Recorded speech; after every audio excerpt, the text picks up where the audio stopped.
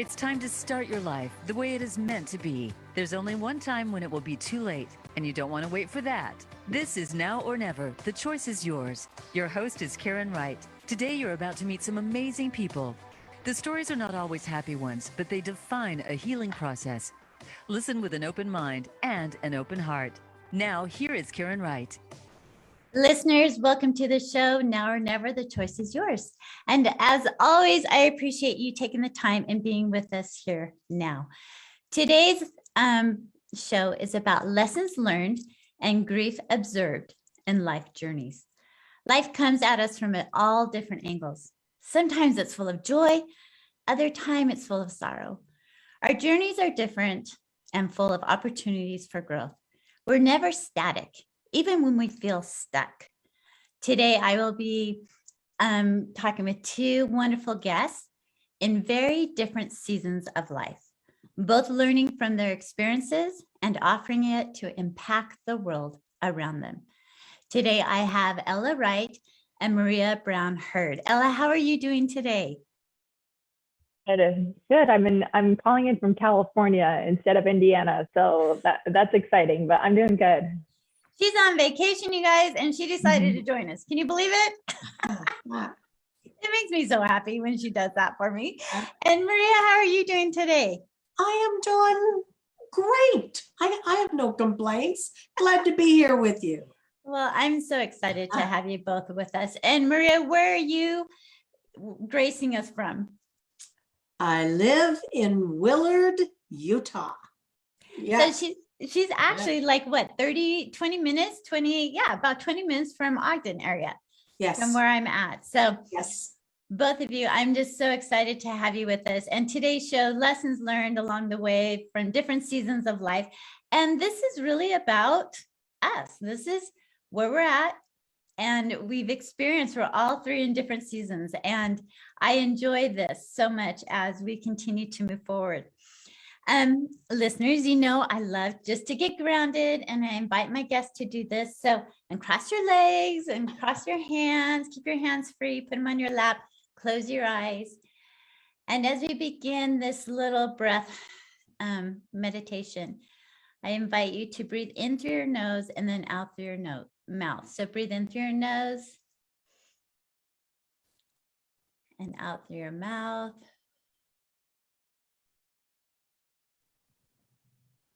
Another deep breath in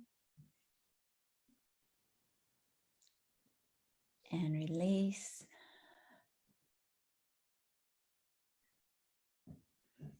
And then bring your hands up to your shoulders like you're giving yourself a big hug. And say to yourself, I am worthy of my love 3 times. I am worthy of my love. I am worthy of my love. I am worthy of my love. Take another deep breath in through your nose and out through your mouth.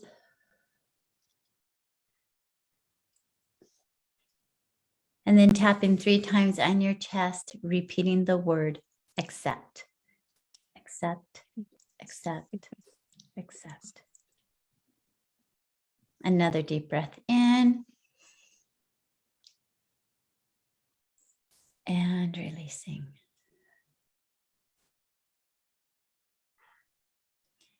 Listeners, I hope as you took this moment to breathe with us that you allowed that breath to go all the way through your body, from your nose all the way down into your toes. Allowing that breath of life, just taking that time to be and to be present at this time.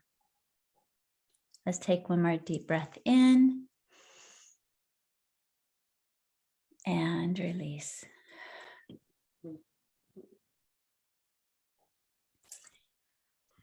You all know by now that I love my affirmations, and I have them written on my walls, my mirrors, and my guest Ella has been in my house and she will witness that I have done this. And affirmations to me are something that is very important because our mind is very powerful.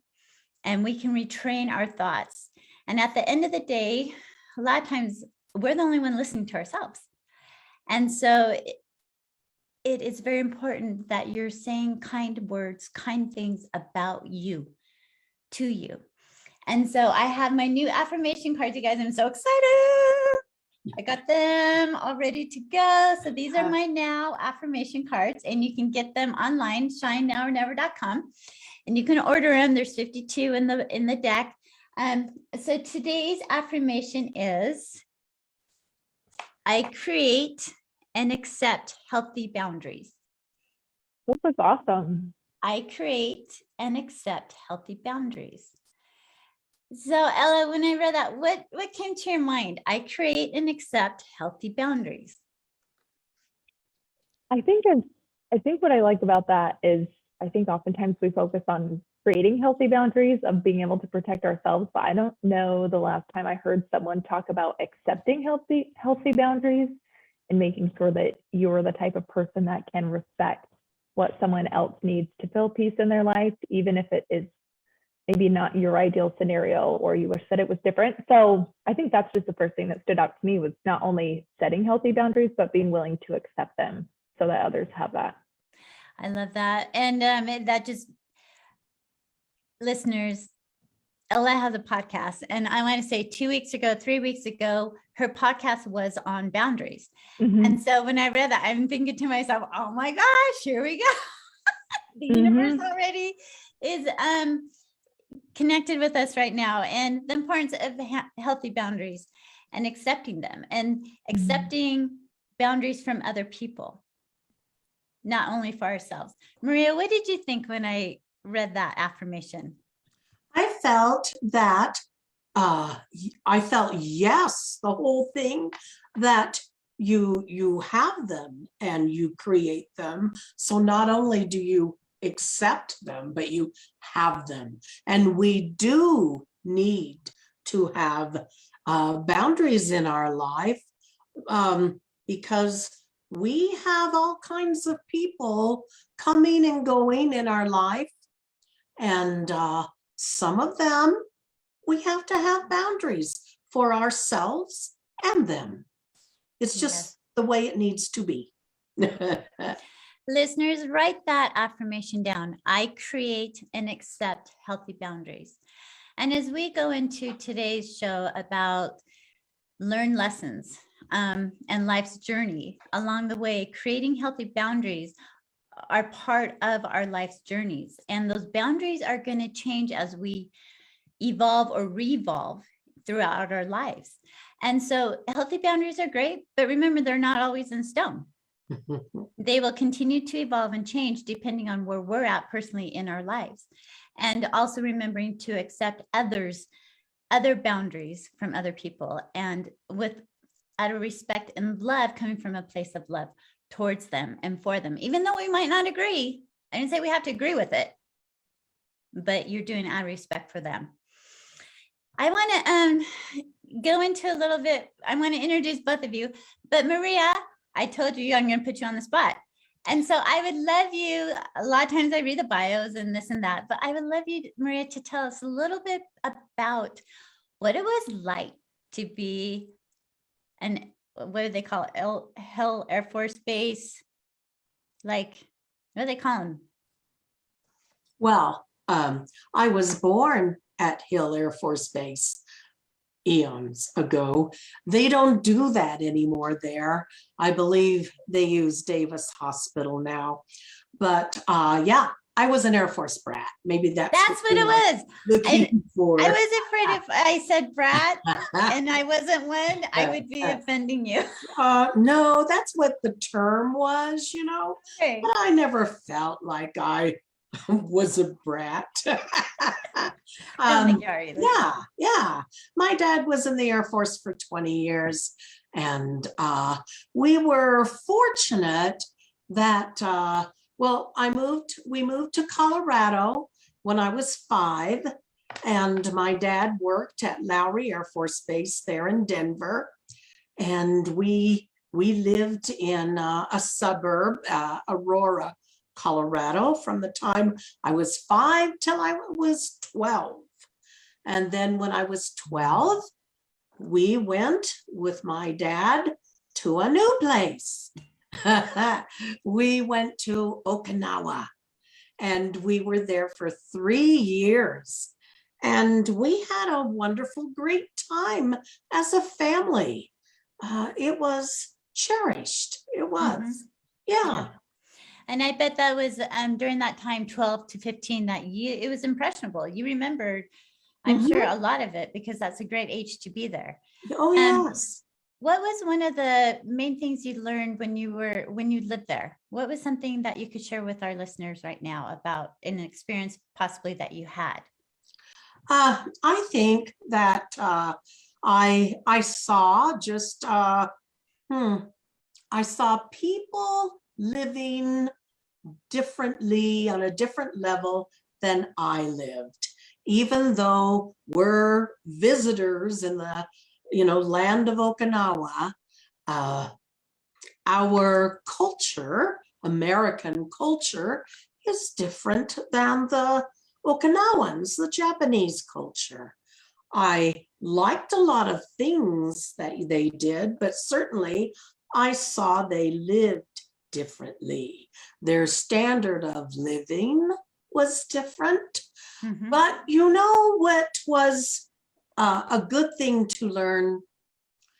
They were still kind and loving people.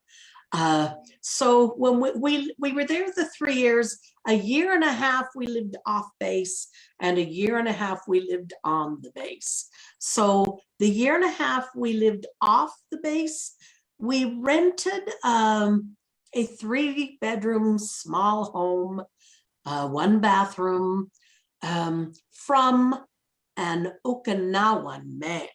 Okay. And we called him Papa San. He was an old man.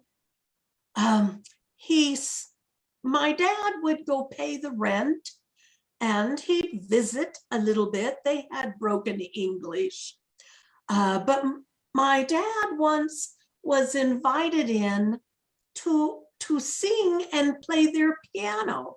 Oh, wow. They had a piano. We could hear it from our house. Somebody played it. I think it was a granddaughter that normally played it. And when my dad talked about it to Papa San, he had my dad come in and play.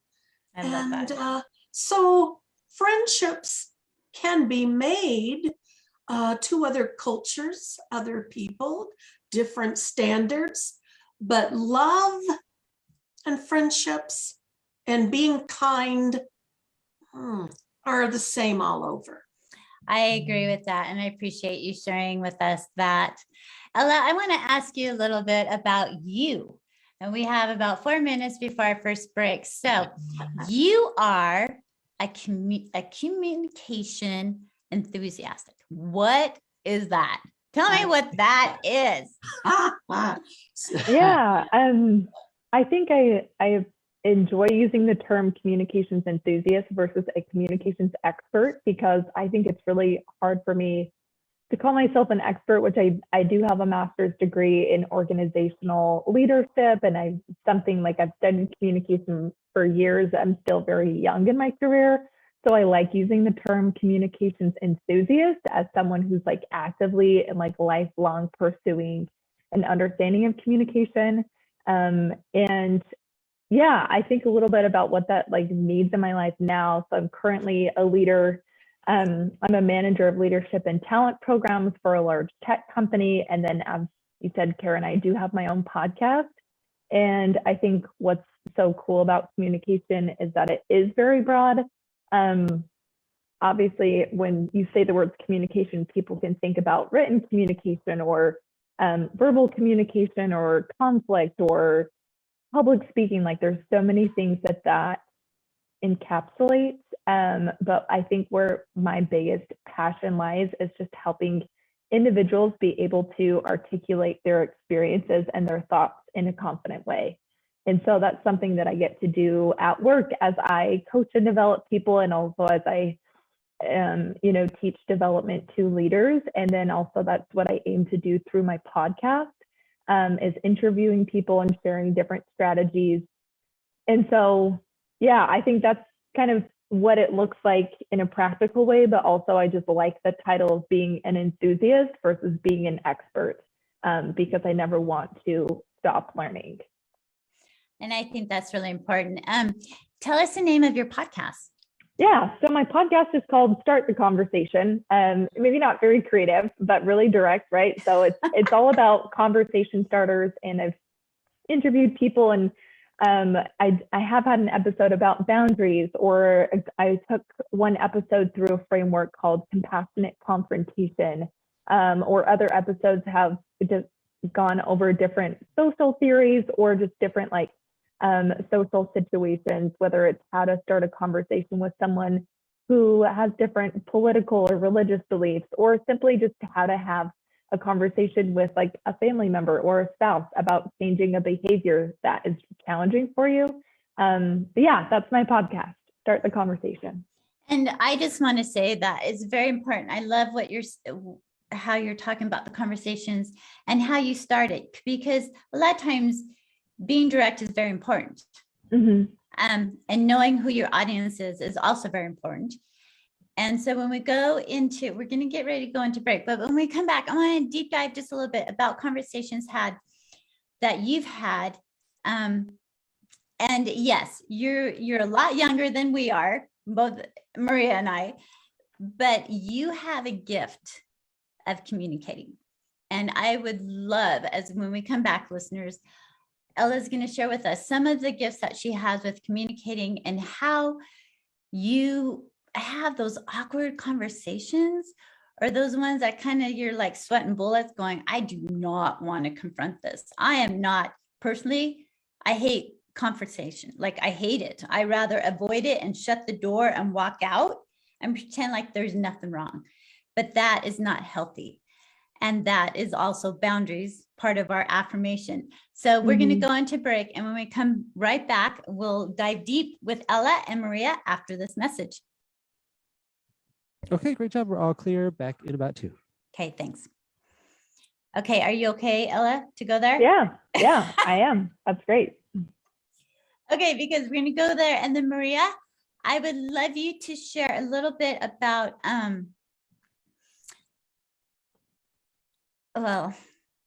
if you feel okay about what happened to you this last year. Oh, sure. So you might have to maybe cue me, stop me at some point. I get carried on too much. You know what I mean? Okay. So here's just food for thought. When I ask you a question, think about a minute answer. Okay. So then I can ask the next question. Sounds good. And then and then that way we're engaging our listeners into it. And so I will kind of pinpoint some things that I have, about that. But I think it will go hand in hand with tough conversations. Yes. And that's true. And what we're going to go into. Right. Yeah. Sounds good. That's good. Okay. That'll be really good. Like I say, I jump around, you guys. No, I think that's the fun part of a podcast or a radio show, is that it's just, a conversation. And I think it's a fun way for people to learn, is by going from topic to topic, hearing from different people. So yeah, keeps their attention. Attention getting. Yeah. So I think, Ella, what I'm going to talk to you about is, how do you approach difficult conversations when you don't have all the answers? Okay. All right, coming back here in about 12 seconds. Okay, thanks, Matt.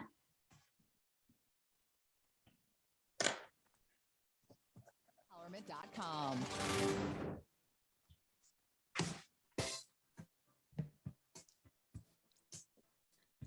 You are listening to Now or Never. The choice is yours. To connect with the program today, please call us at 1-888-346-9141. That's 1-888-346-9141. If you'd rather send an email, the address is Karen@shinenowornever.com. Let's get back to this week's show. Here again is Karen Wright. Listeners, welcome back. If you just joined us, we are with two of my favorite guests today, Maria Brown Hurd and Ella Wright. Maria has been born in the Hill Air Force Base. She's been married for 50 plus years, just about. She got married shy of 18, and she has been on 21 cruises and has been on an African safari. So we are so excited to have Maria with us today, and Ella. Ella is a conversation enthusiast. She will not call herself an expert, although I would say even for who the age, she's always like, well, I'm not an expert because I'm younger. But to me, you are an expert. You can be an expert and continue to learn and always learning. Experts never stop learning. That's why they're experts. And so remember that you can be enthusiastic and an expert all in one. Before we went into break, we were talking a little bit, Ella was talking about conversations, and there's difficult conversations. And so my question to you, Ella, how do you approach a difficult conversation when you might not have the answer? Yeah, I think that's a great question. I think the first thing is just like being willing to accept that you don't have all the answers. I think sometimes people go into a conversation and if they don't have all the answers, they are less open to having the conversation as a whole. And by that, I mean, like, you know, Maria, if you and I are going to talk about a disagreement or a difference, or maybe I don't understand something about your life, if I think that I know everything about you, then, you know, what's the point of the conversation? So I think the first, one of the principles that I practice in my podcast and that I try to practice in my life is just curiosity. And the other one is persistence. And so I think those are two principles to think about is like, am I genuinely curious about this person? And with persistence, am I willing to recognize that I might not even get all the answers at the end of this conversation? Because sometimes the purpose of a conversation isn't even to find all of the answers. It's just to create further trust and understanding and know that those answers will come later. However, when it comes to, let's say, you know what you do want to get out of the conversation, you know that you have a spouse or a team member or a friend or someone who is really challenging you and you need them to change something. One of the frameworks, it's been one of my most popular episodes that I've shared, is called Compassionate Confrontation. And that's all around sharing observations, expressing a feeling, describing a need, and then making a request. So that's another method that I've found, which also involves a lot of curiosity and persistence. But it's saying, you know, hey, Maria, I've observed that, you know, I get really anxious when you get on your phone while we're talking. Let's use that as an example. And then at the end of the conversation, saying, would you be willing to make eye contact with me when we're having a hard conversation? So I think hard conversations, there's so many different categories, but I would say in general, the principles of like curiosity and persistence are important. And then if you do have a specific outcome that you want, always asking it in the form of a request instead of like, Maria, why don't you ever make eye contact with me? Like, can't you just put your phone away? I think like asking it in the form of a question always allows the other person to agree to share their own thoughts. And so I really like that framework of making requests instead of just like making demands at someone. Hopefully that kind of makes sense. No, I love that because I think so many times in a conversation, or we're quick as humans to attack someone else. Like, oh my gosh, why are you doing that? Why are you cleaning the toilet that way? That's not how I taught you to clean, like whatever the conversation is, right? Whatever you're all of a sudden seeing.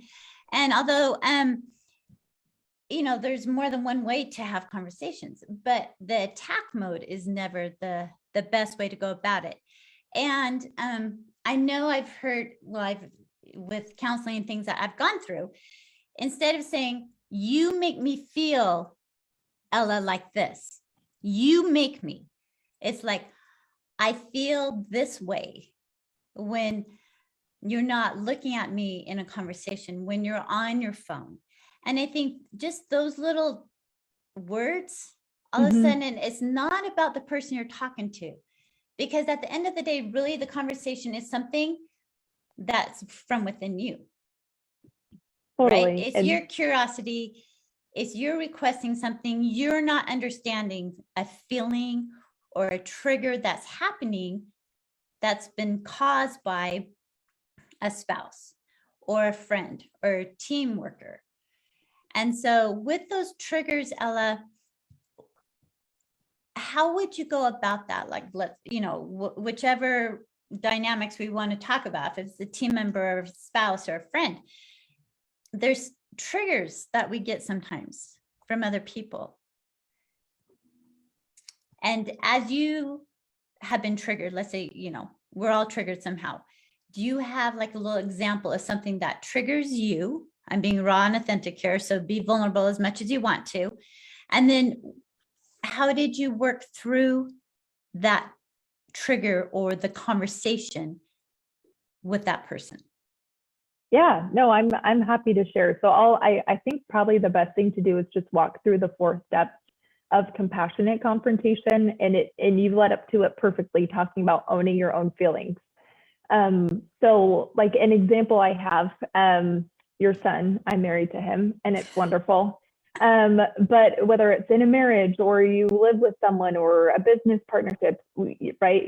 Anytime you're spending a lot of time with someone, there's all these tiny little conflicts and not all of them need to be addressed. But one difference that Dayton and I have, in that probably a lot of men and women have, is like, he's always ready to go and walk out the door. And I need to like gather my things, finish getting ready. I always have like a banana, or I have my water, right? I'm like collecting all of these things as if I'm like going on a camping trip when really we're like going to the store. But there was a time where he was like, all right, we need to be ready to go in 5 minutes. And he would always come, or sometimes he would come to me and be like, hey, we need to leave right now. And I'm a very time-oriented person. It works better for me if you say, hey, we need to leave at 10:30 or we need to leave at 8 o'clock. Because if you come to me at 10:25 and say that we need to leave at 10:30, I need to plan my time different, right? And I'm sure people are thinking of, just those little things. We're like, oh, I prefer it to be done this way. And Dayton's not doing anything wrong, and neither am I. It was simply just a difference. So the 4 steps of compassionate confrontation are: 1, share an observation; 2, express a feeling and own it, just like you said, Karen; 3, describe a need; and then 4, make a request. And so what that looked like when I had this conversation with Dayton after a few different times where he would come to me and be like, hey, we need to leave right now. And that just wasn't working for the way that I like to work. So I started out with an observation. I said, hey, lately I've noticed that you'll come to me right before you want to leave the house. So 1 sentence. I don't go into a story and I don't bring up tons of past times. Just, hey, I've observed this. Or you can say, when I hear you say that we need to leave in a few minutes, right? So sharing an observation, it's a fact. And then I just expressed a feeling. I said, I feel nervous because I'm not prepared to leave at the same time you are. Once again, you want to keep it to 1 sentence. You don't launch into, you make me feel nervous, or you're making me anxious, or you're rushing me, or you're not being considerate. It's just, I feel anxious, or I start to feel worried that I'm not going to be ready on time.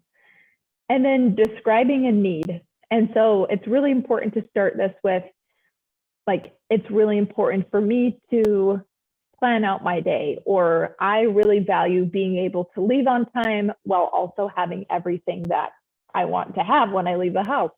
Or it's a priority for me that we're on time and that I'm fully prepared. So those are the types of sentences I encourage people to start with, of like, I really value X. It's really important for me to X. And then lastly is just making that request. So starting the sentence with, would you be willing to, or would you consider? So I just asked Dayton, would you be willing to let me know the night before what time we need to be leaving the house in the morning? And often this happens when we're like traveling and he's maybe set a schedule that I'm not on the same page as.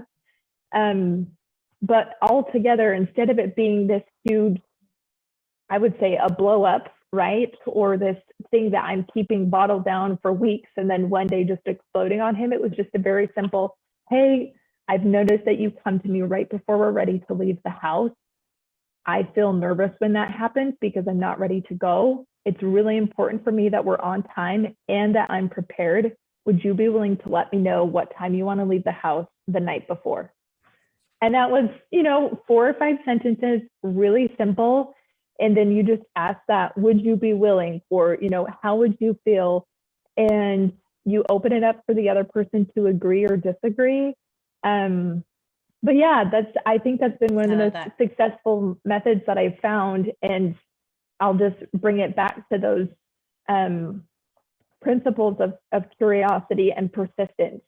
Compassionate confrontation comes from a place of being curious and open about the person and assuming that they're not doing anything maliciously. Right. But yeah, it's worked really well. And I love the fact that you're not rehashing story after story after story 20 times, 50 times. It's not labeled, oh, I've heard this one before. Here we go. It's one sentence. You're direct but kind. Hey, I need XYZ. And I love that. And I think so often in relationships, we rehash and we get emotional. And in the reality of it, it's not that big of a deal that it can't just be handled with the simple conversations, because feelings are important. And it can lead to bigger deals if we don't take care of the smaller things. Maria, I know you've had a beautiful journey throughout your life. You've experienced so many things. And I want to ask you a couple of things, but before I dive into something that we talked about during break, what would a whole new world in your mind be like? I know this is kind of whoop, but I want to go into that conversation just for a moment.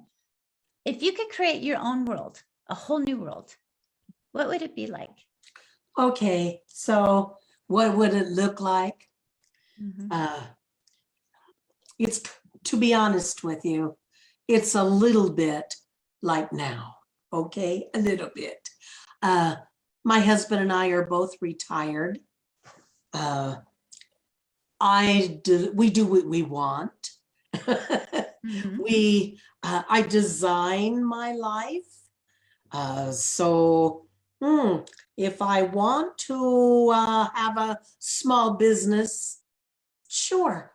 If I want to go traveling, we do. If I want to make a new friend, go out to lunch, travel, we do. So I really have a pretty good life. I love that. I do. It was interesting today. I was out hiking on the trail, and a couple of days ago, I was with talking to a friend, and she said something. When you're sitting on the airplane and you have someone next to you, and you're like, "Hey, what do you do?" Like to start a conversation. What do you do?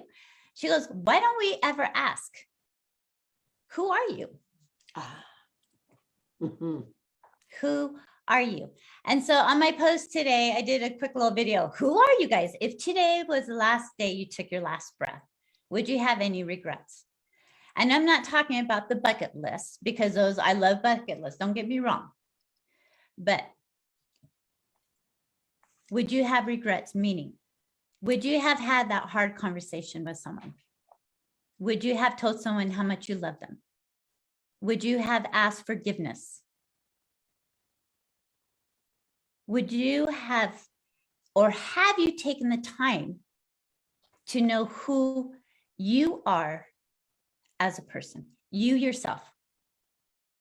Because at the end of this day, this life, this journey we're on is about us as an individual, us as a spirit, us as a soul, finding our way along our paths. If you were to die today,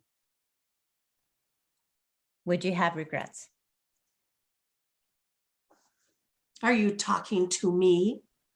I'm just putting it out there. I'm watching both of your faces here going, here we go. We got 2 minutes before our next break. But it's one of those things. Maria, do you have like a comment? Do you have any regrets? And I know this is being vulnerable and raw, and it's maybe one of those conversations where it's a hard conversation. It's easy to say to people, oh, I represent Mary Kay product and da da da, or I'm a realtor and I love real estate. It's labels. But who is Maria? Who is Ella? So right here in front of me, I have a paper. And last year I wrote, who am I? I did. And there's lots of things on there, like, I'm someone who likes to have fun. I jump for joy, things I like to do. I'm a very caring person, but would my one regret be that maybe I love too much? Because if I didn't love so much, maybe some of my life would not be as painful. And yes, we're going to hold on to that note because we're going to go into break. But that love, that unconditional love, the opposite of love is pain. The opposite of love is fear. And we're going to go into break, but when we come back, we're going to deep dive into that pain, Maria, that you're feeling. And Ella, I want you to answer when we come back who you are. Listeners, think about that question. Who are you? Not what do you do, but who are you? What is your soul? We'll be right back after this break. All right, excellent. All clear? Okay, like I say, I jump around like a squirrel, you guys. I think it's fine, and it works for you. Yes. Ella's looking at me like, Karen, don't even go there with me. No, it's fun. It is fun. I think, like Maria said, it keeps it entertaining because you're covering a lot of different things. So it's fun. And I'm really glad this is a Zoom for us three because, we can see facial expressions and maybe take a cue from, each other. Yeah. So that's helpful. Yeah, I love watching. I love being able to see my guests. I think it's very important for me because connection, that energy is important. That's how I feel. That's how I see. And so it's really good. When we come back, I want to, first of all, if you feel good doing this, like share your information, how people can contact you, like Ella, how can people be on your podcast? How can they get a hold of you? And then I know, Maria, we haven't talked much about your business of Mary Kay, but I'm going to introduce that and then how people can get a hold of you if they want to talk to you about Mary Kay or facials or whatever. And then we're going to kind of deep dive into that. But I want people to be able to get a hold of you if you're okay with that. And if not, I won't. Yeah, that's fine. Yes. Ella, you okay with that? Yep. That was good. Because if not, we're like,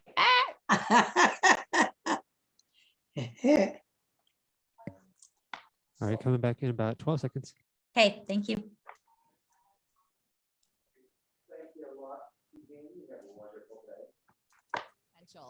This is the Voice America Empowerment Channel.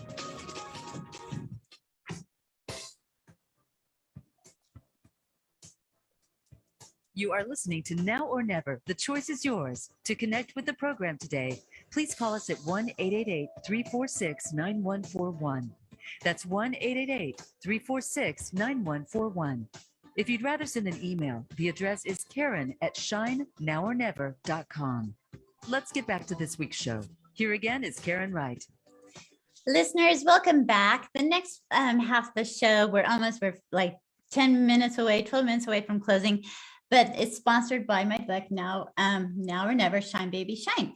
It's an international bestseller. You can buy on Amazon, Target, Barnes and Nobles, Walmart, and now it came out in Audible. So you can listen to my memoir, my story about my life, and maybe you can answer questions about who I am. No, I'm just joking. Before we went to break, we were talking about, I threw my guest for a loop and I asked them, who are you? Not what do you do, but who are you? And during break, we had some good conversations going on. But before we deep dive into that really quick, I always invite my guests to share with my listeners how they can get a hold of you.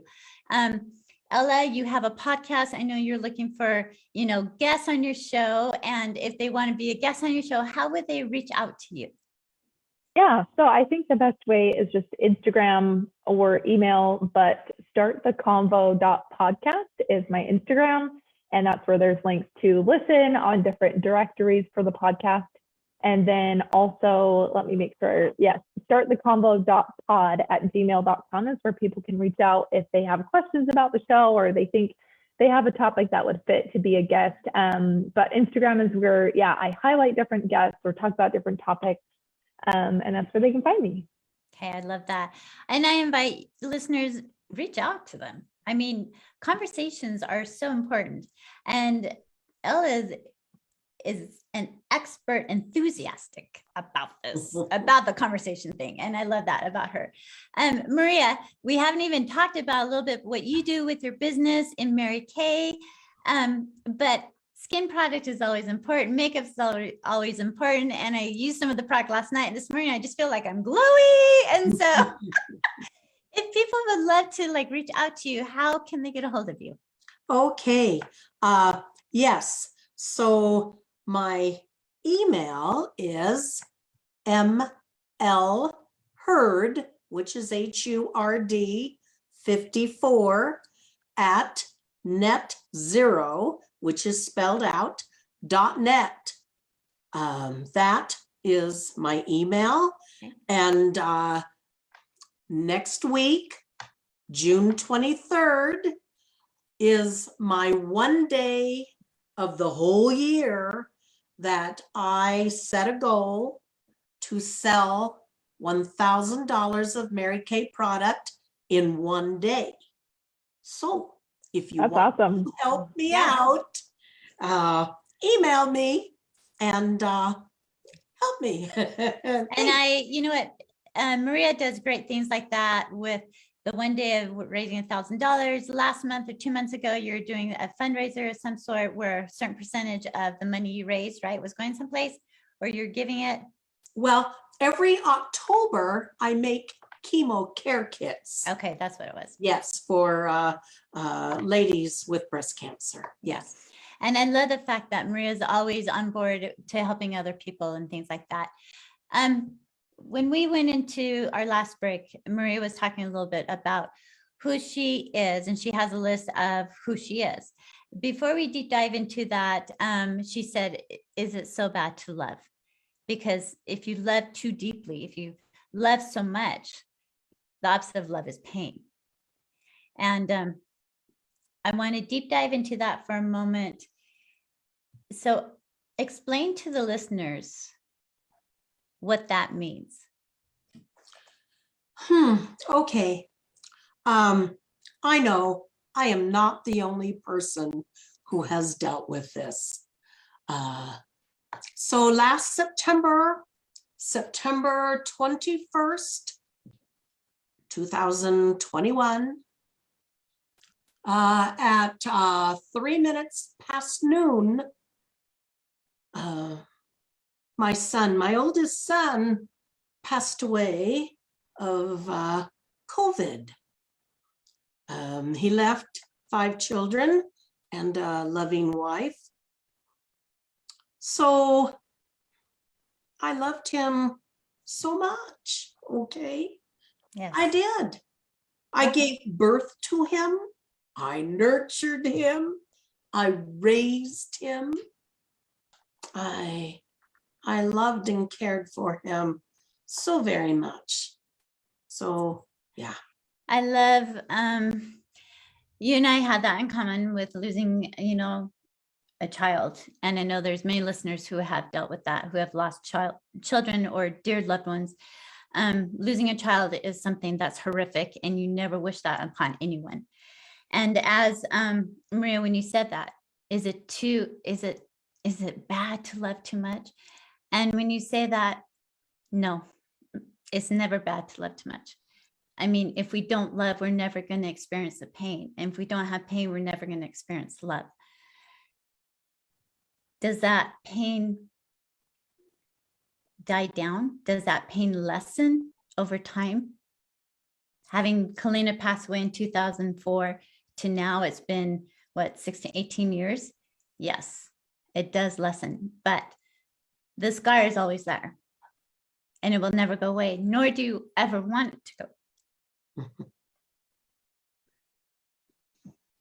go. So yes, I do appreciate you sharing that with me, that, it lessens somewhat as you go along. My oldest daughter lost a 3-month-old baby to SIDS 11 years ago. That was horrific, horrendous. Mm-hmm. Did I fully understand how it felt to her? I did not. And so over the past several months, I have apologized to her deeply. Yes. I have, because I am now part of the club. Yeah. It's a club nobody wants to belong to. Right. But I know now. I really know now. Yeah. And it's like, I am so sorry. Yes. And that's human. I mean, we're sympathetic for people, but until we've experienced the same horrificness of someone else, then you become empathetic. And that empathy sets forth. And there's nothing wrong with that. It's just how it is. Ella, I know I'm going to jump into a conversation with you here. Who are you? Not what do you do, but who is Ella? Who is Ella? Yeah, when you asked that question before the break, it gave me a lot to think about. And also just wanted to say thank you, Maria, for sharing that experience about your son and your granddaughter. I'm so sorry. And hearing those experiences and thinking about who I am, I think it is our relationships with our family members that often give us so much color and light. And like, I know that those are very kind of like philosophical words, but like, I think when I think about who I am, I'm always changing. Something that I practice every day is I write down in a journal like 3 things that I'm grateful for, and then 3 like I am statements. And I started doing this because I wanted to be more intentional about who I was telling myself that I am, and what I'm capable of, and like the gifts and the things that I have in my life.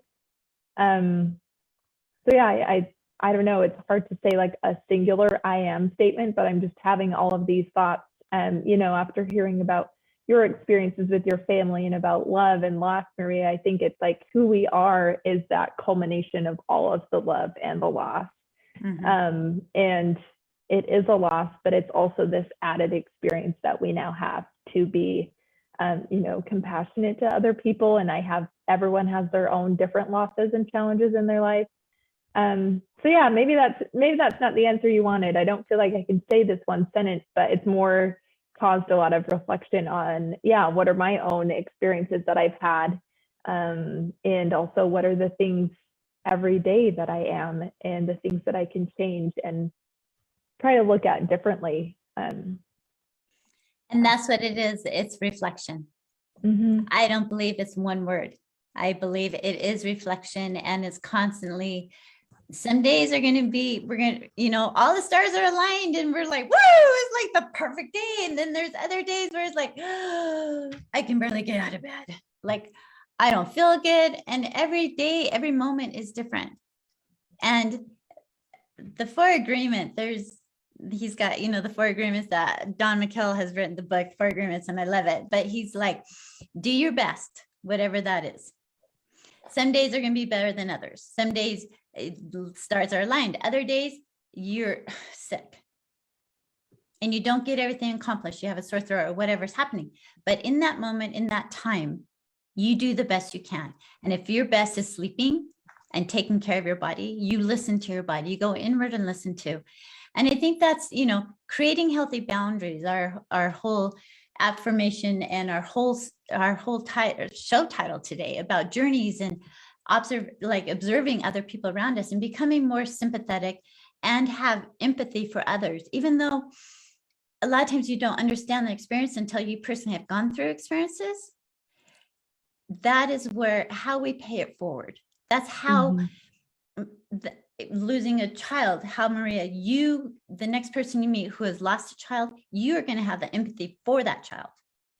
Ella, the next person you meet who has done XYZ, you're going to be able to, because of the experiences in your life, which I know personally, some of your experiences of what, your family and things, you are more open and loving and kind because you have had experiences within your family of things that have happened. And so you understand. And the whole journey of life is understanding, first of all, who we are. Who are we? And then be able to share that with other people through our kindness, through our words, through our conversations, through healing, and through love and friendship. We have 1 minute before closing, and one word. I want each of you to give one word to my listeners of something they can think about this week. Ella, what would it be?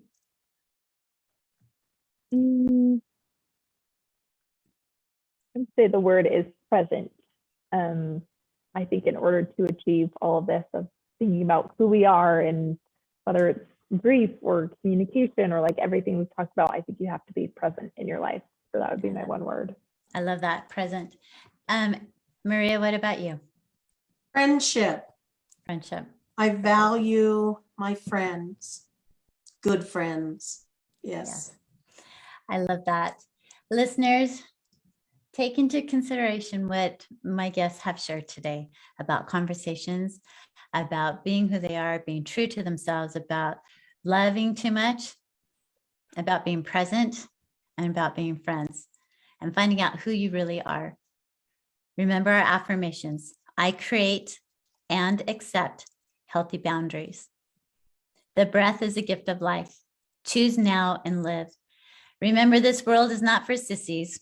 We are here to experience our own story as we each walk our own personal path.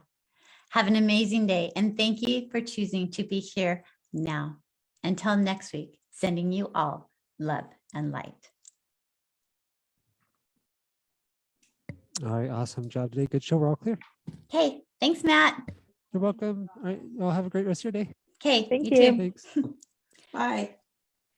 All right, guys. Thank you so much for Thank everyone you. with the show. Good job. Maria, it's great to meet you. Oh, nice to meet you, Ella. Yes. Yes. And you, what you had to say about tough conversations, I took notes.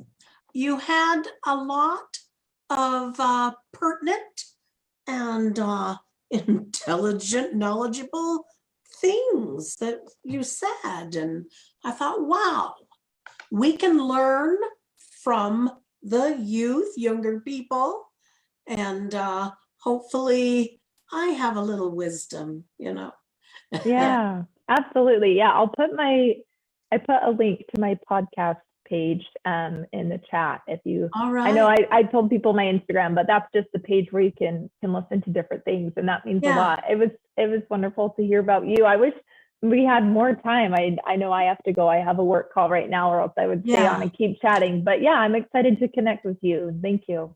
Yes. All right. Awesome. Thank you. I love you all and have a great day.